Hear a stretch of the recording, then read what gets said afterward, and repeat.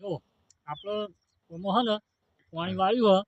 હે એટલે હવે ઓમાં ખાતર કેવું નાખવાનું કેવું માપીને મુઠ્ઠી પ્રમાણે એક મુઠ્ઠી એક પાડ્યા એક પાળિયામાં એક મુઠ્ઠી નાખવાનું. ચેલો પાડ્યા હે આ ક્ષેત્રમાં આ ખેતરમાં 33 પાળીએ હે હા તે 33 મુઠ્ઠીઓ નાખવાનું.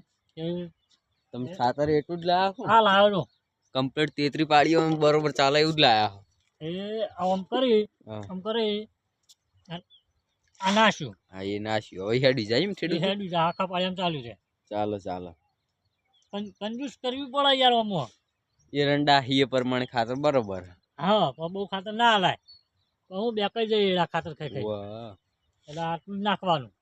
હા એટલું જ નાખો તો આખા ખેતર ચલાવવાનું એટલું ચકડું હોવે અને વધે ને હા તો પાછું મને હે ને હા બીજા પાણી કોમ લેવાનું.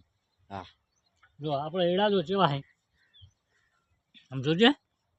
હા ચેવા હે એડા પોણત કરવા આવ્યા તમે તતન તો શું દેખાય પાણી તો નહીં જો પાવડો લાવ્યો આ હા પાણી ચાલુ હે. પાણી ચાલુ એ તો બરોબર આ ચાલુ તમે બોતો એ હા પણ આ બૂટ ચમ પહેરીને આવ્યા તમે એટલે તને ખબર નહીં આ તો 5G જમાનો આવ્યો હવે તો બૂટ પહેરીને જ પોણત કરવાનું. તો અમે ત્યાં એકલા 3G જમાનામાં છીએ હોવે જો અમે ચપ્પલ પહેરીને નહીં આયા આ 5G જમાનામાં બૂટ પહેરીને પોણત કરવું પડે પગ પલળવા ના દેવાય.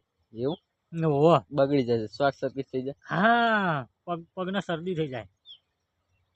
હા બૂટ પહેરી પોણત કરો ને પગ પલળ્યું નહીં હમ અને શરદી થાય નહીં હા અને પોણત થઈ જાય. એવું પગ પલાળ્યા આગળ પોણત કરવાનું. હું હવે બૂટ લઈ આવતા હાલ જો 5G જમાનાનું પોણત થયો. એવું હમ